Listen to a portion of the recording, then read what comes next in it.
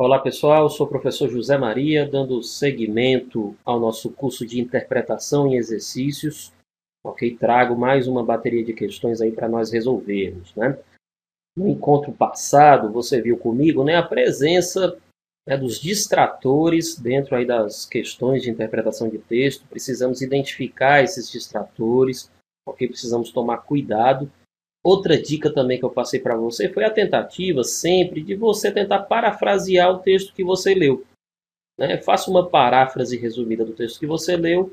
Fazendo isso, você vai chegar à conclusão se entendeu de fato ou não o texto. Isso facilita muito na hora de resolver questões de compreensão textual. Tudo bem? Vamos para mais essa bateria de questões, começando aí pela questão de número 6, ainda explorando TRE de São Paulo 2012. Vamos dar uma lidinha nesse texto.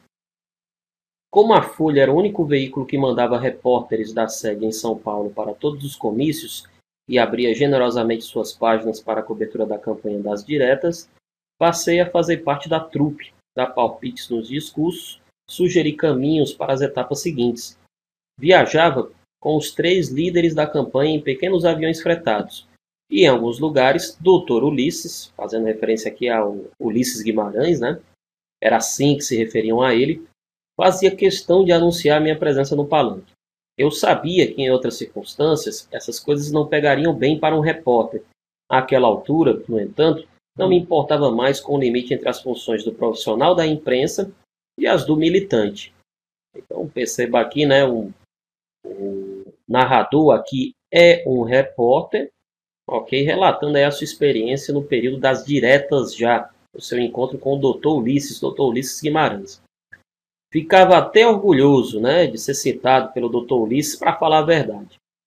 Cevado pelas negociações de bastidores no parlamento, ou seja, cercado por elas, né, envolto por elas, em que tudo devia estar acertado antes de a reunião começar, o incansável Ulisses, que na Constituinte de 1987 passaria horas presidindo a sessão sem levantar sequer para ir ao banheiro, transmudara-se num palanqueiro de primeira. Impunha logo respeito. Eu até diria que ele era reverenciado aonde quer que chegasse. A campanha das diretas não tinha dono, e por isso crescia a cada dia. Mas embora ele não tivesse sido nomeado, todos sabiam quem era o comandante. Então aqui tem um trecho aqui que é muito interessante, ó, quando ele fala que o doutor Ulisses transmudara-se num palanqueiro de primeira. Né? Num palanqueiro de primeira. O que ele quer dizer com palanqueiro, né? Fazendo referência aqui a palanque. Então ele faz aí uma oposição entre um antes e um depois, né? O antes, né? O doutor Ulisses ali absorto, ali concentrado, ok, nas negociações para a Constituinte de 1987, né? Que promulgou a Constituição de 1988, ou seja, um ambiente repleto de bastidores, um ambiente aí de muita conversa, de muita negociação.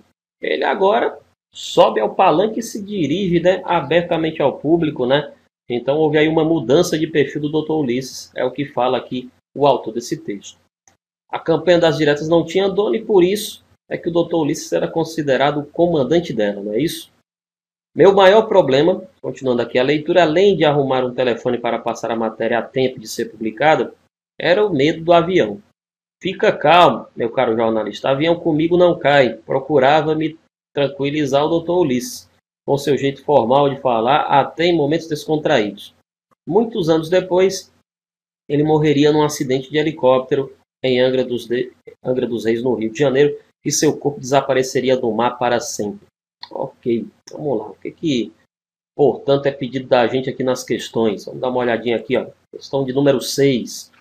A afirmação que o Dr. Ulisses transmudara-se num palanqueiro de primeira, feita lá no segundo parágrafo, indica a sua transformação. Vejamos aqui as opções. Do parlamentar sério e respeitado ao político populista que procurava manipular o público por meio de sua retórica. Não, peraí. Primeiro, né, o atributo aqui populista é um atributo um tanto pejorativo, né, associado aqui à manipulação do público. Não é bem isso não, né? Não é bem essa visão do Dr. Ulisses que é passada pelo texto não, né? Então vamos eliminar aqui a A. De presidente da Constituinte de 1987 ao político designado para liderar o movimento que ficou conhecido como diretas já. Ó, tem que tomar bastante cuidado com essa letra B. Tem que tomar bastante cuidado com essa letra B. Muito cuidado. Olha o distrator aqui, ó. Olha o distrator aqui bem presente, né? Doutor, olha só, isso aqui é um forte, vou até anotar aqui, ó, distrator. Não é correta a letra B, porque perceba, ó, o doutor Ulisses, ele não foi designado. Ele não foi designado para liderar o movimento, né? O texto é bem claro, volte lá no texto, ó. O texto é bem claro, o texto diz o seguinte: a campanha das diretas já não tinha dono, perceba, não tinha dono. Ou seja, o doutor Ulisses não foi designado por ninguém, ok, para comandar as diretas já. Essa liderança ela surgiu naturalmente. Então, bastante sutil aqui a redação da letra B de bola. Ela não está certa, ela está errada. Vamos eliminar aqui, mas é muito sutil a redação dela. Facilmente o aluno poderia marcar a letra B de bola. Olha a letra C, do político que apoiava ações autoritárias. Eu não vejo ações autoritárias aqui apoiadas pelo Dr. Ulisses de forma alguma no texto. Elimina a letra C também. A letra D e a letra E. Vamos lá. Letra D de dado. De articulador que planejava cuidadosamente suas ações a alguém que apenas se deixou levar pelos acontecimentos. Ele não se deixou apenas levar. Ele incorporou aquilo tudo. Ele passou a liderar de forma espontânea o movimento, né, que não tinha dono. Perceba isso. E a nossa resposta, vamos marcar aqui a nossa resposta, a letra E, moçada. A nossa resposta aqui, a letra E, atentando aqui para o forte distrator, que é a letra B de bola. Letra E, do negociador que se movimentava fora do alcance do público, ao político que passou a se dirigir diretamente ao povo, né? Ao político que passou a se expressar diretamente ao povo, um palanqueiro de primeira, em outras palavras, né? Então tome bastante cuidado aí com a letra B de bola. O distrator da letra B é muito forte realmente. Tá? É muito forte realmente. Com certeza, essa questão aqui teve um índice de marcação da letra B muito grande, eu não tenho dúvida. Né? Precisamos diferenciar a letra B da letra E. A letra E é realmente a nossa letra correta. Né? O aluno às vezes fala para mim, professor, essa letra B é quase certa, né? O quase certo é meio que uma expressão assim que a gente usa, né? Para dizer que ela está quase correta. Ela, na verdade, está incorreta, né? Diga-se de passagem. Ela está errada aqui com pouca coisa, né? Uma outra palavrinha aqui que fugiu realmente do contexto lá lido pela gente, tá bom? Então, resposta aqui da 6, letra E. Olha aí, texto para as questões 7 e 8. Vamos dar uma olhadinha aqui nessas questões. O título é uma pergunta. Você está conectado? Ok? Alguns anos atrás, a palavra conectividade dormia em paz, em desuso, nos dicionários, lembrando vagamente algo como ligação, conexão. Agora, na era da informática e de todas as mídias, a palavra pulou para dentro da cena e ninguém mais admite viver sem estar conectado. Desconfio que seja este o paradigma dominante dos últimos e dos próximos anos em nossa aldeia global, o primado das conexões. Então veja aí, né, o primeiro parágrafo fazendo essa contextualização, a palavra conectividade assumiu, portanto, né, um significado bem mais amplo hoje. Né? No ônibus de viagem de que me valho regularmente, sou quase uma ilha em meio às mais variadas conexões. Do vizinho da direita vaza a chiadeira de um fone de ouvido bastante ineficaz. Do rapazinho à esquerda chega a viva conversa que mantém há 15 minutos com a mãe, pelo celular. Logo à frente, um senhor desliza os dedos no laptop no colo e, se eu erguer um pouquinho os olhos, dou com o vídeo, um filme de ação, que passa nos 4 monitores estrategicamente posicionados no ônibus. Celulares tocam e são atendidos regularmente. As falas se cruzam e eu nunca mais consegui me distrair com um lento e mudo crepúsculo na janela do ônibus. Então aqui, pessoal, todo mundo hoje é conectado, né? No ônibus é o exemplo que ele dá aqui, né? Todo mundo está de alguma forma conectado, seja no celular, ok? Seja no laptop, seja, enfim, no iPod, no iPad, todo mundo de alguma forma está conectado. Não, senhor, não são inocentes e efêmeros hábitos modernos. Você me pergunta, professor, o que seria efêmero, né? Efemeridade. Efêmero significa passageiros. Não são passageiros esses hábitos modernos. A conectividade restrita veio para ficar e conduzir a humanidade a não sabermos qual destino. As crianças e os jovens nem conseguem imaginar um mundo que não seja movido pela fusão das mídias e surgimento de novos suportes digitais.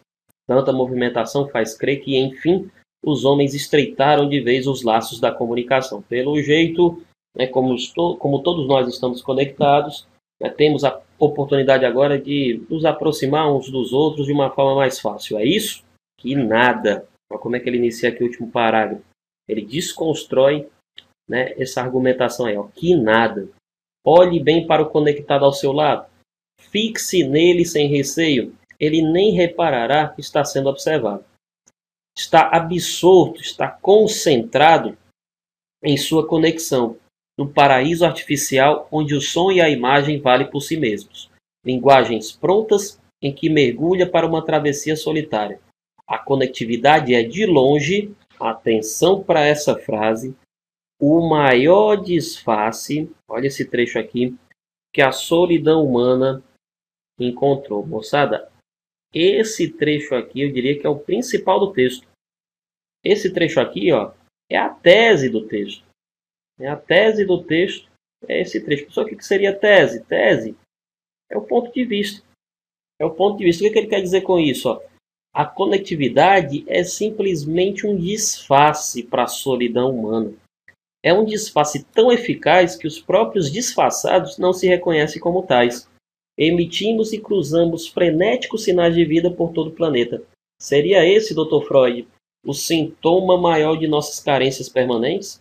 Dr. Freud, aí fazendo referência a Sigmund Freud, o pai da psicanálise. Então veja aí, ó, o texto começa elogiando a conectividade, enfim, falando da conectividade restrita, que hoje abarca praticamente a todos, né? Só que ele apresenta um contraponto aí. Essas pessoas, embora não estejam hoje conectadas, se comunicando de forma ágil, elas se comportam e permanecem de forma solitária no mundo, ok? Então a conectividade passa a ser um disfarce. Olha a paráfrase que eu fiz aí de forma bem resumida, né? Acredito que fazendo essa paráfrase eu consigo assim resolver as questões aqui que me são propostas. Vejamos. O paradoxo central de que trata o autor dessa crônica está no fato de que, primeira coisa, explicando aqui, ó, paradoxo. O que viria a ser um paradoxo? Paradoxo é quando eu encontro oposições inconciliáveis dentro de um mesmo texto. Então, fazer referência a algo paradoxal é fazer referência a oposições. Né? Oposições. E, de fato, ó, existe uma oposição central aí nesse texto.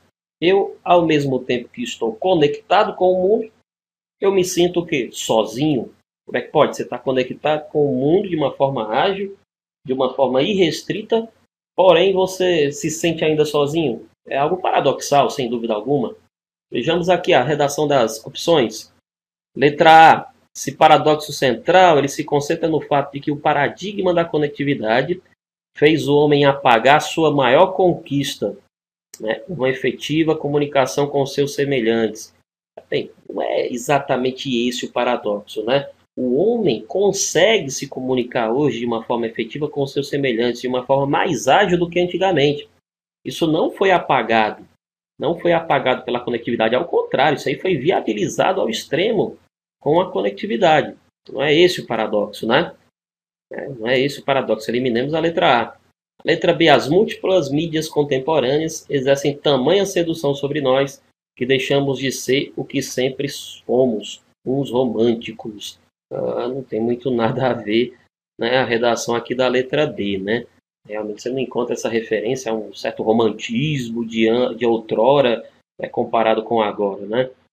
A letra C. Nunca foi tão difícil ficarmos sós, mormente numa época como a nossa. O que significa mormente? Principalmente numa época como a nossa, em que a solidão ganhou foros de alto prestígio. Não, ele não faz apologia aqui à solidão.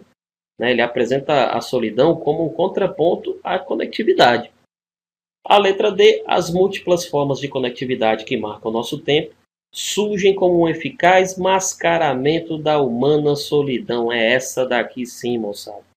Né? A conectividade, repito aquela frase estratégica lá do texto, voltando aqui para o último parágrafo, ó. A conectividade é de longe o maior disfarce que a solidão humana encontrou. A nossa resposta é a letra D. A letra E, as pessoas que se rendem a todos os mecanismos de conexão são as que melhor compreendem as razões de suas carências. Não é bem isso não. Tá? Não é bem isso que o texto quer dizer não. Né? Então, como eu disse, essa frase aqui anterior, ela realmente mostra, né, toda a tese do texto, ela evidencia toda essa tese do texto, ela resume muito bem o texto que nós acabamos de ler. Tudo bem? Resposta da número 7, portanto, letra D de dado. Vamos para a próxima questão, número 8. Atente para as seguintes afirmações. No primeiro parágrafo, sugere o autor que a velha palavra conectividade ganhou novas conotações em virtude da multiplicação das mídias e dos novos hábitos sociais. Resposta, verdadeiro. O que ele falava lá no primeiro parágrafo, né? Ele falava lá no primeiro parágrafo que a palavra conectividade parecia estar esquecida, né, nos dicionários. E ela agora ganhou um novo ar, né, com a multiplicidade aí das mídias de comunicação.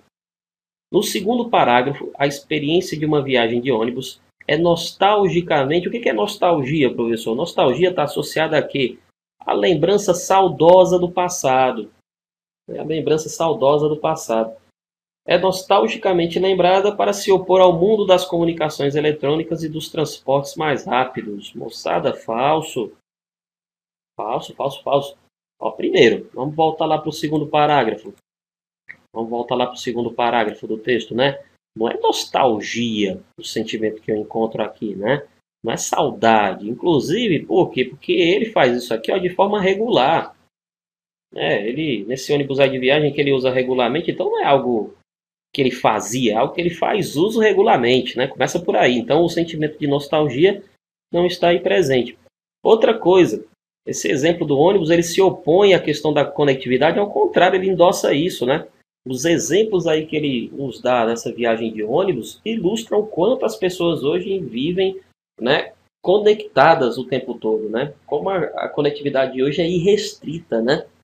Então, marquemos falso, realmente marquemos falso lá na assertiva 2 da número 8. Por último, assertiva 3, no último parágrafo, o autor vê nas obsessivas conexões midiáticas e em seus múltiplos suportes um indício de que estamos buscando suprimir nossas carências mais profundas. Vamos lá. Ó, pega aqui o último parágrafo, né? Emitimos e cruzamos frenéticos sinais de vida por todo o planeta. Seria esse, Dr. Freud, o sintoma maior de nossas carências permanentes? Nós não estamos conseguindo suprir as nossas carências, né, com a conectividade. Elas, né, o autor do texto, por meio dessa pergunta retórica, né, desse diálogo aqui fictício com o Dr. Freud, ele considera que essas carências elas são permanentes, elas não estão conseguindo ser supridas pela conectividade. Então, ó, falso, resposta aqui da número 3, falsa, ou seja, está verdadeira apenas a primeira assertiva, resposta, portanto, da número 8, letra A de avião. Ok, pessoal? Vamos em busca de outra questão. Vamos falar agora de Banco Central. Prova de 2006, prova um pouquinho antiga, né? Mas serve como referência aí, né, para o estilo de avaliação do Banco Central. A marcha ainda é lenta, mas o caminho para a renda mista insinua-se promissor. Analistas atestam o esforço dos investidores em ser menos acanhados e até sua disposição incipiente, note aqui incipiente com C, não confundir com o parônimo incipiente com S. Incipiente com C significa iniciante, tá certo? Principiante, amador, enquanto que incipiente com S significa ignorante. Perfeito? Então, embolsar ganhos, né? A disposição incipiente para considerar alguns riscos em troca de embolsar ganhos mais vultosos, mais volumosos, né? O ambiente, por sua vez, tem se mostrado cada vez mais propício a uma passagem gradual, ou seja, as pessoas estão saindo de um comportamento defensivo para um comportamento mais arrojado. Com a expectativa no mercado de que a elevação da taxa Selic seja interrompida pelo Banco Central e de que a reversão da trajetória ocorra este ano, a remuneração dos fundos de renda fixa historicamente detém a preferência nacional, tende a tornar menos atraente, tende a se tornar menos atraente. Ou seja, a renda fixa se tornando menos atraente abre espaço para as pessoas migrarem para os fundos de renda variável. Ok?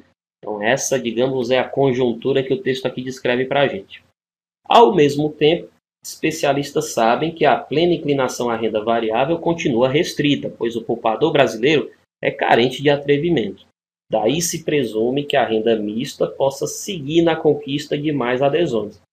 Então, o texto aí tem uma linguagem ao mesmo tempo informativa, ao mesmo tempo muito pautada ali por um cuidado, por um zelo aí no repasse das informações.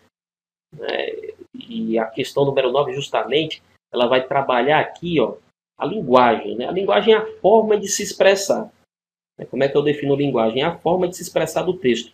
Eu não posso dizer que esse texto é taxativo, quando ele diz que determinado tipo de investimento será bastante rentável. Não, ele não é taxativo. Ele descreve uma conjuntura que é favorável a determinado tipo de investimento, que é o investimento em renda variável, mas ele não é taxativo. Ele imprime algumas ressalvas, para nós. Ele expõe essas ressalvas, Qual é a principal ressalva que ele expõe para a gente? O investidor brasileiro, ele não tem essa característica arrojada. Então, isso aí é um ponto a ser considerado. Okay? Então, em nenhum momento ele é taxativo. O que significa taxativo, professor? Incisivo, afirmativo, assertivo. São alguns sinônimos aqui para taxativo. Letra B. Cuidadoso ao detectar tendências de investimentos no mercado passíveis de obtenção de bons lucros. Eu marcaria com certeza aqui a letra B. Ele tem aí um zelo, um cuidado no repasse da informação, tá certo? Ele identifica não algo concreto, algo afirmativo, ele identifica uma tendência que pode vir a se concretizar ou não. Existem barreiras para essa concretização.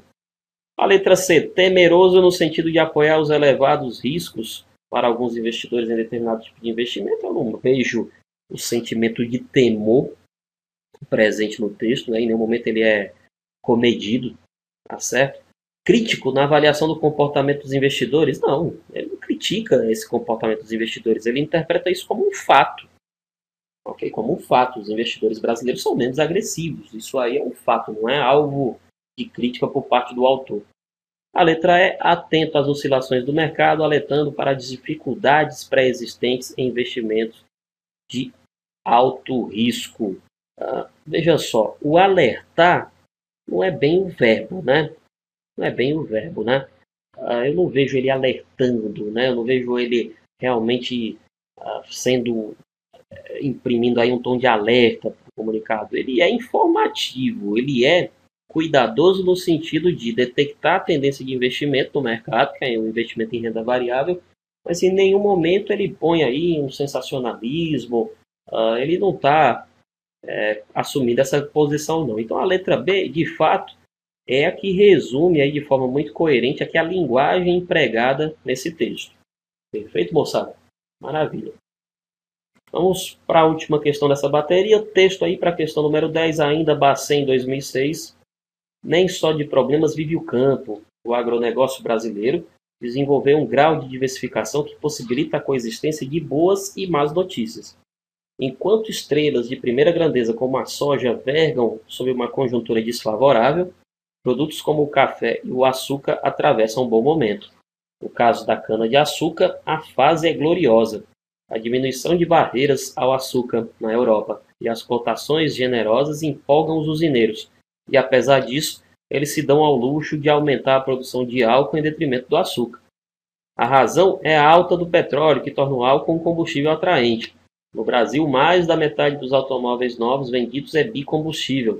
No exterior, a demanda é forte, mas não ainda plenamente atendida. Para fazer frente à procura, a produção de cana é crescente e há meias centenas de novas usinas projetadas ou em construção. Planeja-se praticamente dobrar a produção de álcool até 2009. Então é o cenário aqui da cana-de-açúcar, Está ganhando de tudo que é jeito. Pelo menos ganhava, Aqui estou no contexto de 2006. Se não ganhava aí com a demanda crescente por açúcar, ganhava com a demanda crescente também por álcool. tá? No Brasil principalmente, né, em que mais da metade dos automóveis vendidos, né, os automóveis novos vendidos é bicombustível. Vamos aqui para a questão número 10. É correto afirmar que há uso de argumentação na seguinte frase. O que é argumentar, moçada? Argumentar é justificar um ponto de vista, é defender um ponto de vista, tá certo? Então eu preciso encontrar aqui, ó, a opção que traga a justificativa, tá certo? Eu preciso encontrar a justificativa. Justificativa para alguma coisa, né? Justificativa para alguma coisa, é isso que eu preciso encontrar. Vamos lá. A letra A possibilita a coexistência de boas e más notícias? Não, isso aqui é uma característica, né? Isso aqui não é uma justificativa. Veja que esse que aqui é um pronome relativo que introduz uma oração adjetiva. Olha a letra B. Produtos como o café e o açúcar atravessam um bom momento. Isso é um fato, né? A letra C, no caso da cana-de-açúcar, a fase é gloriosa. Isso aqui é um fato, né? Isso aqui é um fato que deverá ser justificado ao longo do texto, né? Então, isso aqui eu diria que não é o argumento, isso aqui é a tese. É a tese do texto. Por que a cana-de-açúcar vive uma fase gloriosa no Brasil? O autor vai apresentar algumas justificativas, né? A letra D de dado, olha a letra D. No Brasil, mais da metade dos automóveis novos vendidos é bicombustível. Se você voltar lá no texto, moçada, por que o álcool, derivado lá da cana-de-açúcar, é um combustível atraente? Por quê? No Brasil, mais da metade dos automóveis novos vendidos é bicombustível. Então, veja que essa frase é uma justificativa para o fato de o álcool ser um combustível atraente no Brasil, ou seja, é por isso que a cana-de-açúcar vive uma fase realmente gloriosa, tá certo? Vive uma fase realmente gloriosa. A letra D é uma justificativa para um fato, é uma justificativa para uma tese, tá certo? A letra E, para fazer frente à procura, a produção de cana é crescente. Isso aí é um fato, né? Isso aí é um fato, o que é apresentado no texto. Então, o que é apresentado como justificativa é realmente a letra D. As outras opções são apenas factuais e elas são comprovadas ao longo do texto por meio dos argumentos. Um deles, né? A demanda crescente, um deles, a produção de cana-de-açúcar, né? Ela é incentivada aí pela produção do combustível álcool, né, em que mais da metade dos automóveis no Brasil é bicombustível, ou seja, você tem aí toda uma série de justificativas para esses fatos que nos são aqui apresentados. Então, resposta aqui da número 10, aqui realmente apresenta uma justificativa, eu tenho que enxergar aqui, moçada, um pois. Um pois. Tá? Por que o álcool é um combustível atraente no Brasil? Olha, mais da metade dos automóveis novos vendidos no Brasil é bicombustível. Tá certo? Mais da metade. Então, é uma justificativa para algo que é citado anteriormente. Resposta, portanto, letra D de dado. Chegamos ao fim aí de mais essa bateria de exercícios. Agradeço aí imensamente a audiência de vocês. E vamos lá, vamos continuando, né? Que outros conceitos vão surgir, né? E é essa prática aí continuada que vai realmente fazer você ficar craque na interpretação textual. É praticando que a gente adquire essa habilidade, moçada. Não tem segredo. Um grande abraço a todos e até a próxima. Tchau, tchau.